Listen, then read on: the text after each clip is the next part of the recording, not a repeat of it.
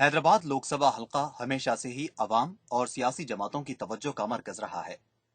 सन 1957 में तश्कील पाने वाले हैदराबाद हल्के पर कांग्रेस ने 5 मरतबा कामयाबी हासिल की। सन 1971 में तेलंगाना प्रजा समिति का उम्मीदवार मुंतखब हुआ था। सन 1984 में मजलिस इत्तेहादुल मुस्लिमीन के साबिक सदर सलाहुद्दीन ओवैसी मरहूम हैदराबाद हल्के के लिए इंतखाबी मैदान में उतरे तो हैदराबाद की सियासत ने नया मोड़ ले लिया।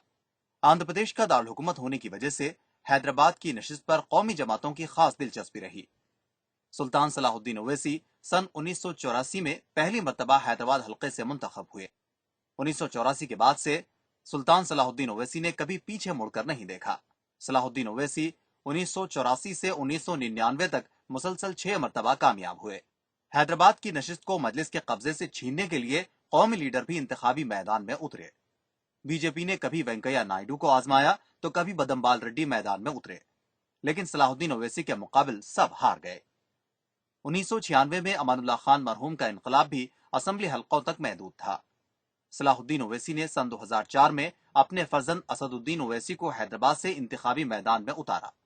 असदुद्दीन ओवैसी ने सन 2004 में बीजेपी उम्मीदवार सुभाष चंद्र जी को हराकर हैदराबाद लोकसभा हल्के पर मजलिस की बालादस्ती को कायम रखा। 1984 से 2004 तक भी बेशतर मरतबा मजलिस इत्तेहादुल मुस्लिमीन की असल हरीफ बीजेपी ही थी। सन 2009 में की गई नई हदबंदी के तहत हैदराबाद हल्के की साख्त बदल गई है। हैदराबाद हल्के से चेवड़ला, विकाराबाद और तांडूर असेंबली हल्के खारिज कर दिए गए। इन तीनों हल्कों की जगह मलकपेट, बहादुरपुरा और गोशा महल के नए असेंबली हल्के शामिल किए गए।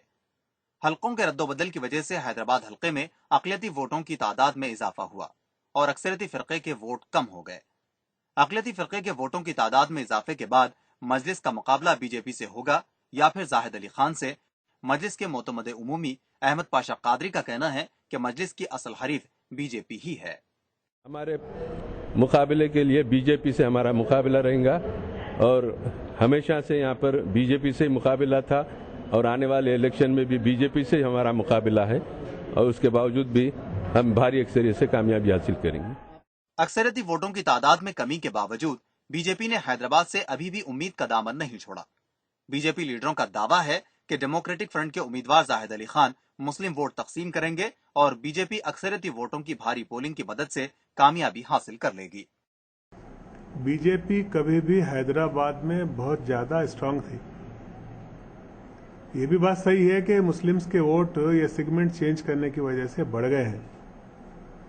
सवाल ये पैदा होता है कि अगर हिंदू वोट ज्यादा है या मुसलमान वोट ज्यादा है तो उसको फायदा और नुकसान किसको हुआ। पहले जो चेवड़ला, टांडूर, विकाराबाद थे वहां पर हिंदू वोट्स बहुत थे, लेकिन वहां पर कांग्रेस बहुत ज्यादा मजबूत थी। वहां पर उस मजबूती के कारण अगर आप कांग्रेस के वोट, जो हिंदुओं के वोट कांग्रेस लेती थी, वो हैदराबाद शहर में वो प्रॉब्लम नहीं है। हैदराबाद की सियासत पर नजर रखने वाले माहिरीन की राय मुख्तलिफ है। बाज लोगों का मानना है कि हैदराबाद हल्के में अक़लियती वोटरों की तादाद में इजाफा हो जाने से जाहिद अली खान असदुद्दीन ओवैसी को सख्त टक्कर देंगे। अब जो मुकाबला हो रहा है नवाब में जाहिद अली खान साहब और आपके MIM के असद साहब के दरमियान, असदुद्दीन ओवैसी साहब के दरमियान, वो मुकाबला बहुत सख्त भी हो सकता है।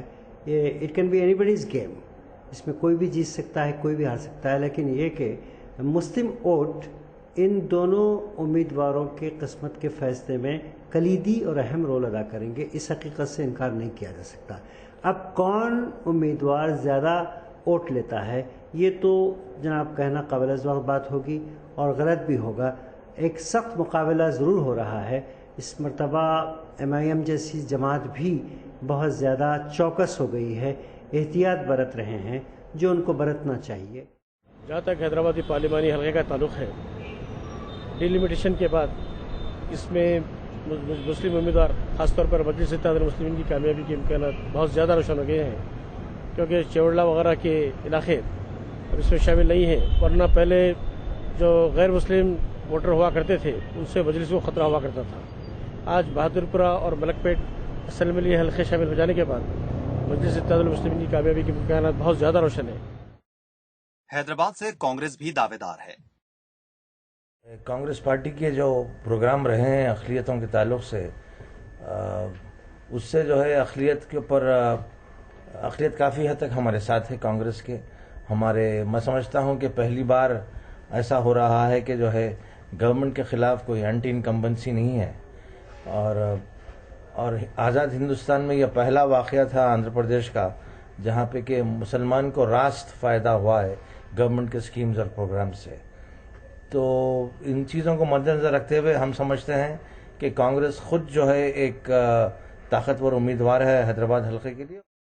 حیدرآباد لوک سبھا کا یہ الیکشن 3 اہم باتوں کا فیصلہ کر سکتا ہے. کیا مجلس کی اجارہ داری قائم رہے گی، یا زاہد علی خان کو لوگ لیڈر کے طور پر قبول کریں گے، یا پھر حیدرآباد میں بی جے پی کا مستقبل کیا ہوگا؟ حد بندی نے حلقے لوک سبھا حیدرآباد کی ساکھ بدل کے رکھ دی ہے. چیوڑلہ، وقار آباد، ٹانڈور کے حلقے خارج کر دیے گئے، وہیں ملک پیٹ، بہادر پورہ، گوشا محل کے حلقے شامل کر دیے گئے. ایسے میں اقلیتی ووٹوں کی تعداد میں اضافہ ہو گیا، وہیں اکثریتی ووٹوں کی تعداد میں کمی ہو گئی. حیدرآباد میں 16 اپریل کو پولنگ ہونے والی ہے. اس پولنگ میں یہ بات واضح ہو جائے گی کہ حیدرآباد میں کیا نئی تاریخ بنے گی یا پھر کوئی تبدیلی آئے گی. حیدرآباد سے کیمرہ مین امر کے ساتھ میں محمد ارشد، HY TV کے لیے.